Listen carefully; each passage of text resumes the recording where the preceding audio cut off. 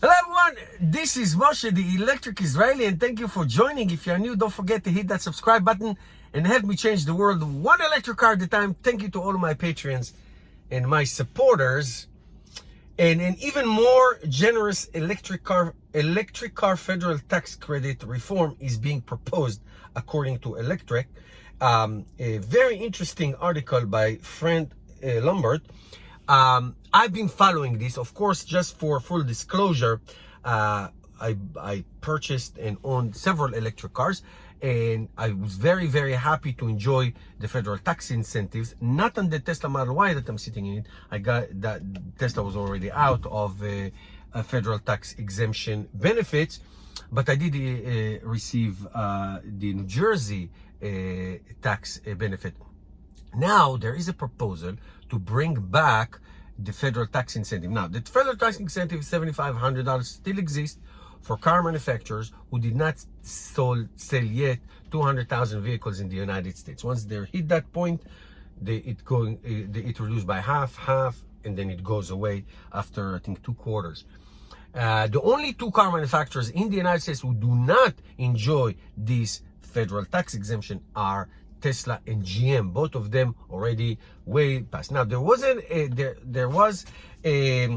proposal. I read about it a couple of weeks ago of extending a federal tax incentive to $7,000 for car manufacturers who sell cars between 200,000 to 600,000.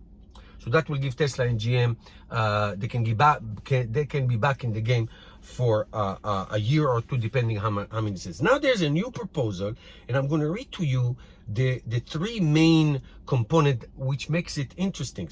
Number 1, eliminating the per manufacturer cap, allowing customers access to tax credit for the next 10 years, regardless of the manufacturers which they purchased their car. In other words, no more limit on sales of vehicles by any manufacturer.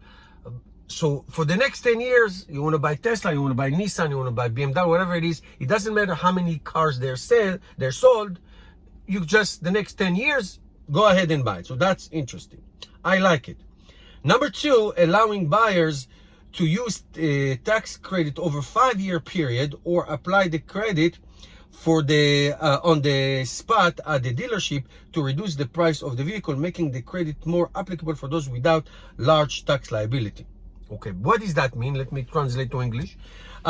Basically, let's say you bought a car now, but I don't know, let's say you're out of college and you just got a job, you don't make a lot of money, but you're very idealistic like me, and you want to buy a electric car, but you are not going to benefit from it because your tax liability is not that big. You don't make enough money or whatever. It's not that big.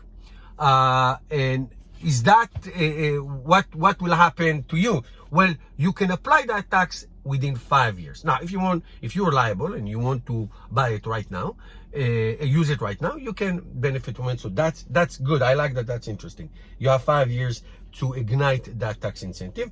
And last but not least, providing 10 years extension of tax credit for alternative fuel vehicles and charging infrastructure to incentivize the building of the important infrastructure around the country. That is awesome. That is excellent. So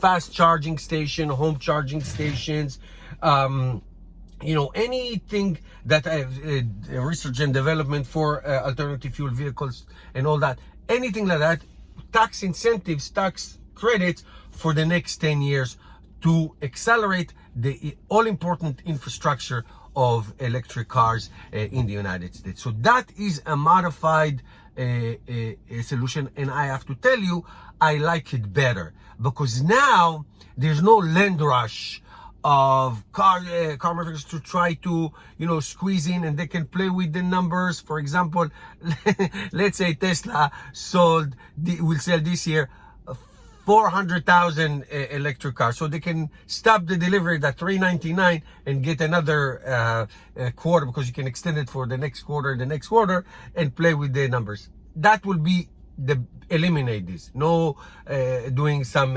shenanigans with the numbers. So this way, it's 10 years. Sell as many as you can.